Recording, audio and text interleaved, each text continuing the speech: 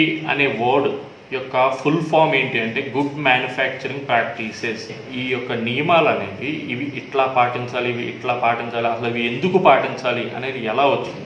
మరి ఎప్పుడైనా మనం పేషెంట్స్ కొన్ని డ్రగ్స్ అనే మార్కెట్లో ఉన్న డ్రగ్స్ కలిగించిన కొన్ని విపరీతమైన ఇబ్బందులు లేకపోతే కొన్ని విపరీతమైన పరిణామాల దృష్ట్యా నేర్చుకున్న గుణపాఠాలే మనకి గుడ్ మ్యానుఫ్యాక్చరింగ్ తర్వాత చూసుకుంటే మళ్ళీ 1960లో ఫ్రెండ్స్ ఒక మేజర్ అవుట్ బ్రేక్, చాలా పెద్ద ఇష్యూ, థాలిడోమైడ్ డిజాస్టర్ అని పిలుస్తాము. సో ఇది ఏంటి అని అంటే ద డ్రగ్ ప్రోడక్ట్ ఏదైతే ప్రొడక్ట్ థాలిడోమైడ్ అనేది ఈవెన్ ప్రెగ్నెంట్ ఉమెన్లో కూడా స్లీపింగ్ పిల్గా రికమెండ్ అయింది. ఈవెన్ వాళ్ళు డిక్లేర్ చేసింది ఏంటంటే ప్రెగ్నెంట్ ఉమెన్కి కూడా స్లీపింగ్ పిల్గా వాడినప్పుడు సేఫ్ ఇండికేషన్స్ ఉంటాయి, దీనివల్ల ఏం ఉపయోగం దీనివల్ల ఏమీ హామ్ అనేది ఉండదు అని డిక్లేర్ చేసి రిలీజ్ అయిన ప్రొడక్ట్ మార్కెట్లోకి వెళ్ళిన తర్వాత ఒక చిన్నపాటి ఉందని చాలా సీరియస్ ఇష్యూస్ని క్రియేట్ చేసింది. ఎలాంటిది అని అంటే ప్రెగ్నెంట్ ఉమెన్ ఈ డ్రగ్ని వాడినప్పుడు వాళ్ళ ఏదైతే క్యారీ చేస్తున్నారో స్పెసిఫికల్లీ ఇన్ ది ఫస్ట్ ట్రైమెస్టర్లో యూజ్ చేశారో వాళ్ళకి ఆల్మోస్ట్ థౌజండ్స్లో ఇది నోటీస్ అయిందండి. అలా పుట్టిన వాళ్ళు యూజ్ చేసి అలాంటి వాళ్ళకు జన్మించిన పిల్లలకి కొన్ని అంగాలు డెవలప్ అవ్వలేదండి.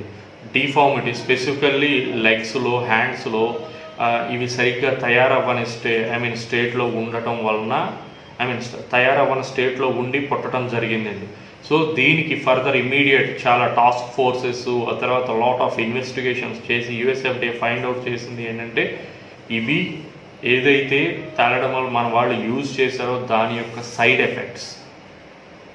సో దీని నుంచి నేర్చుకున్న గుణపాఠం ఏమిటి అంటే ఒక డ్రగ్ ప్రొడక్ట్ యొక్క యాడ్వర్స్ ఈవెంట్స్ అంటే దాని ఫార్ములేషన్లో కానీ దాని యొక్క మ్యానుఫ్యాక్చరింగ్లో కానీ దాన్ని తయారు చేసేటప్పుడు అట్లాగే దాన్ని యూజ్ చేయడానికి ముందు మార్కెట్లోకి ఒక ప్రోడక్ట్ని కొత్తగా రిలీజ్ చేయడానికి ముందు దాని యొక్క యాడ్వర్స్ ఈవెంట్స్ అంటే ఎటువంటి సైడ్ ఎఫెక్ట్స్ కానీ లేకపోతే ఏదైనా హానికరమైన దానివలన ఎఫెక్ట్స్ అనేవి ఉంటున్నాయా అనేది స్టడీ చేసి ఆ డేటాని తీసుకుని దాని బేసిస్ మీదే మార్కెట్లోకి రిలీజ్ చేయాలి అని వాళ్ళు ఒక కట్టుబాటు లేకపోతే నిబంధన పెట్టుకున్నారు.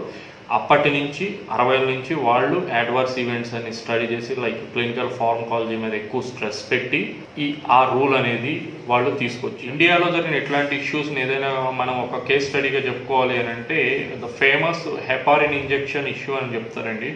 సో హెపారిన్ ఇంజెక్షన్ అనేది ఏంటంటే హెపారిన్ మాలిక్యూల్ మనం యాంటీకోయాగులెంట్గా లైక్ బ్లడ్ క్లాటింగ్ని స్టాప్ చేయడానికి వాడతారు. So one of the famous pharmaceutical industry తయారు చేసి మార్కెట్ చేసిన ఈ హెపారిన్ సోడియం ఇంజెక్షన్ వైల్స్లో ఓవర్ సల్ఫేట్ కాంట్రాక్టింగ్ సల్ఫేట్ పోసి సో ఇది కంటామినేట్ అయ్యి ఉన్నది. సో తదనుగుణంగా అవి ఇంజెక్ట్ చేసిన పేషెంట్లలో సీరియస్ ఇష్యూస్ అనేవి క్రియేట్ చేసినాయి. సో ఇవన్నీ ఫ్రెండ్స్ నేను ఇప్పటి వరకు మీకు చెప్పినవన్నీ కొన్ని ఎగ్జాంపుల్స్.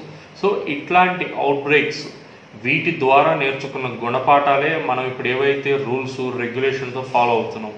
ప్రతి ఒక్క ప్రాక్టీస్ లేకపోతే ప్రతి ఒక్క నిబంధన ఏదైతే ఈ గైడ్లైన్స్లో పెట్టుకున్నారో లేకపోతే ఈ గైడ్లైన్స్లో ఏవైతే పొందుపరిచారో ప్రతి ఒక్కదానికి ఒక స్పెసిఫిక్ లేకపోతే ప్రతి ఒక్కదానికి ఒక కంట్రోల్ ఒక మెకానిజం వాటి వెనకాల ఎంతో రీసెర్చ్ లేకపోతే ఎంతో వాళ్ళ ముందు చూపు ఉండి ఇట్లాంటి ఇష్యూస్ కొన్ని ఇష్యూస్ జరగకుండా ఉండటానికి వాళ్ళు ప్రోయాక్టివ్గా పెట్టిన నిబంధనలు ఫ్రెండ్స్ ఇవన్నీ.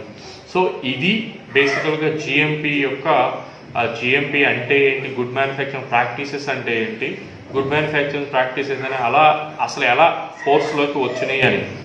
నెక్స్ట్ గుడ్ మ్యానుఫ్యాక్చరింగ్ ప్రాక్టీసెస్ యొక్క ఉపయోగం ఏమిటి. సో ఈ జిఎంపి గుడ్ మ్యానుఫ్యాక్చరింగ్ ప్రాక్టీస్ యొక్క ఇంపార్టెన్స్ ఏంటి అని అంటే నేను ఆల్రెడీ మీకు ముందు ఎక్స్ప్లెయిన్ చేసినట్టు ఫ్రెండ్స్ ఈ నిబంధనలకి ఈ రెగ్యులేషన్స్కి అనుగుణంగా తయారైతే ఈ అనుగుణంగా ఫాలో అయ్యి తయారు చేసే ప్రొడక్ట్ అనేది అత్యుత్తమ స్టాండర్డ్స్ అంటే నాణ్యత ప్రమాణాలను కలిగి ఉంటుంది. అలాగే కావాల్సిన దాని యొక్క ఐ మీన్ ఉపయోగం లేదా దాని యొక్క ఎఫెక్ట్ ఎట్లా ఉంటుందో మెకానిజం దాని ప్రకారము అది సో దానికి కావాల్సిన విధంగా మనకి వినియోగదారుడికి దాని నుంచి ఏమి ఆశిస్తున్నాడో ఆ యొక్క యాక్షన్ లేకపోతే ఆ యొక్క ఫార్మకోలాజికల్ యాక్షన్ని అది చూపించే విధంగా ఉంటుంది. అట్లాగే ఎటువంటి మిక్సప్స్ కానీ కంటామినేషన్ లేకపోతే దాంట్లో ఇంకొక ప్రోడక్ట్ యాడ్ అయ్యే ఛాన్సెస్ అనేవి ఉండవు. సో సైడ్ ఎఫెక్ట్స్ అనేవి ఉండవు. ఇట్లాంటి పాటు గుడ్ మ్యానుఫ్యాక్చరింగ్ ప్రాక్టీసెస్ని అవలంబిస్తే కంపెనీస్ యొక్క రెప్యుటేషన్ కూడా పెరుగుతుంది ఫ్రెండ్స్. అంటే ఎటువంటి అవాంతరాలు లేకుండా అవి ఇన్స్పెక్షన్స్లో పాస్ అవటం. బికాస్ నేను మీకు ఆల్రెడీ ఎక్స్ప్లెయిన్ చేశానండి, ఎనీ రెగ్యులేటరీ ఏజెన్సీ వచ్చినప్పుడు వాళ్ళు చెక్ చేసేది వాళ్ళ ఫస్ట్ ఫోకస్ అనేది వీళ్ళు మేము ఏవైతే నిబంధనలు పెట్టుకున్నామో లేకపోతే గైడ్లైన్స్లో ఏవైతే రాసుకున్నామో దానికి అనుగుణంగా వీళ్ళు తయారు చేస్తున్నారా లేదా అనేది చెక్ చేస్తారండి. సో ఆబ్వియస్లీ ఎప్పుడైతే వీటికి మనము అనుగుణంగా ప్రొడక్ట్స్ తయారీ అనేది చేపడతామో ఆటోమేటిక్గా కంపెనీస్ యొక్క రెప్యుటేషన్ పెరుగుతుంది, కంప్లైన్స్ అనేది వస్తుంది, స్టాండర్డ్స్ పెరుగుతాయి.